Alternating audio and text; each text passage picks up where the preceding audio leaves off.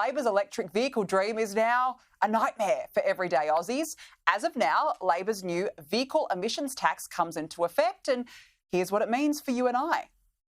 Everyone thinks this is some kumbaya moment. The government's bringing in vehicle emission standards, and what they're saying is they expect every Australian, by about 1 or 2% of us, to be driving EVs by 2050, which is nonsense. So this is a tax that you're going to pay on the purchase price of a new vehicle because of the ideology of Anthony Albanese.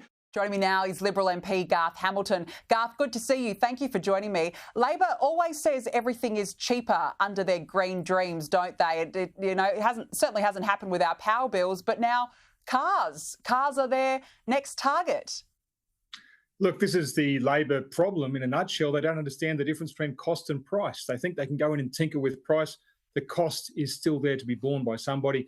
This is really hard to accept in an area like mine. I'm just right next door to David Littleproud up here in Queensland. Drive along our streets, it's full of Hiluxes, Prados, big cars that people need to get by and do their jobs out here in a regional community. And these are the people who are going to be paying this tax.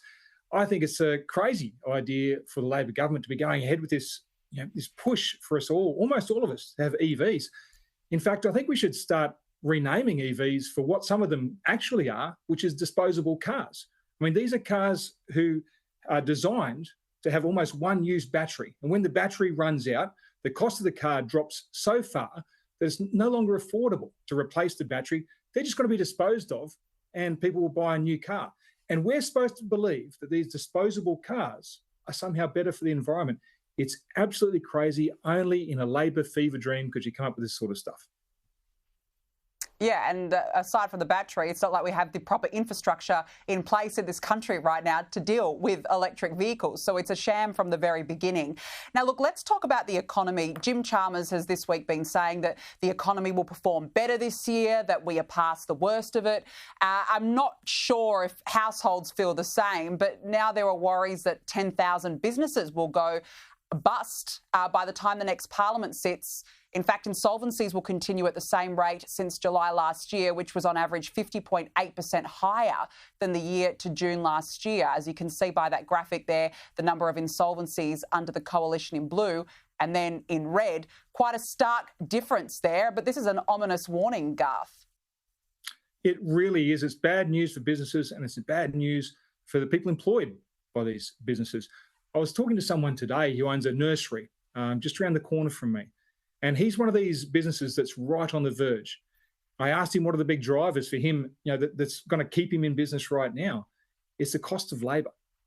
All these changes we've seen in IR coming through, the demand that NDIS is putting onto our labour market locally here in Toowoomba, for example, has been a huge driver in wages. And he just can't keep up. But people are still buying. This is the interesting thing. Our economy is still going. People are still out there purchasing. It's just businesses are unable to make the same level of profit that they could previously. Now they're at a point where they're losing money, they're going backwards, making some really tough decisions. And I've got to tell you, for across Australia, we're driven by small businesses, and a lot of these ones are the ones that are going to go first. And that's going to be a huge hit to our economy. It certainly will be. It's a real big worry. Now, Australia's mortgage interest bill has tripled under the weight of 12 rate hikes in the more than 2 years since Labor won office. It's now up to an extra 26,000 to 50,000 for average home loans since 2022. I mean, hardly surprising, Garth, but, this just shows you how tough families are doing it out there. If you've got to find between $26,000 and $50,000 extra per year, I don't care what level of society you're at, that is your number one priority. That is the number one thing you're going to be focusing on. That's a hell of a lot of money that you've got to take out of your disposable income. You've got to make some really tough decisions just to afford that. And you've got to remember, this is the government, this is a Prime Minister who came in promising, of all things, cheaper mortgages. It was extraordinary. It was a wild promise to make at the time. He got a lot of favourable coverage. A lot of media turned a blind eye for the first year or so and didn't hold him to account on this one. But now it's coming back and we're all seeing it. We're feeling the weight of Labor's decisions, the hurt that's being passed on to families across kitchen tables as they sit down and work out, how are we going to get through 2025? 2024 has been bad. Jim's telling us that it's going to get a lot better. I don't think it is. I think it's going to be really, really tough for some time yet because this government has absolutely no plans to turn things around. No, it's a complete fantasy. As I said, I'm not sure how many households actually believe when the Treasurer says that things have turned around, because they're the ones feeling it every single day. Now, I want to talk about border protection. 2 more asylum boats reached Australia in November. In fact, Australia's asylum boat tally for last year is incomplete, but the final figure will come out as the highest since 2013, when 300 asylum seekers reached Australia by boat and Labor lost government. Garth, I've got to say, the ghosts of the Rudd years, they're circling the Labor government. They've been circling for some time. Why has border security always been a thorn in Labor's side? They can never get it right. They really can't get it right. This is something that's going to plague this government too, it would seem. But isn't this the most undertold story of 2024? I mean, we haven't heard about this all the way through while this tally has been increasing. And I think the government's very happy, quite frankly, that they've got away with this story not being told, that their policy, and we've seen that, they've reduced the amount of air and seaborne surveillance on our northern borders.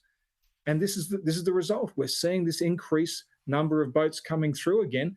There is an interesting thing too as we head to this next election. If the polling's right, we could be in for that, something very similar to that second term of Rudd-Gillard years, where we have Labor-aligned independents pushing the government even further to the left. So you can imagine the chaos and how much worse this could get under a continuation of this government. It may be that we end up one day looking back on Rudd-Gillard years and saying, well, they weren't that bad in comparison. Oh, geez. Look, Garth, we don't even want to think of that, but at the rate we're going, nothing would surprise me. Garth Hamilton, good to see you. Thank you very much for joining me on the show this evening.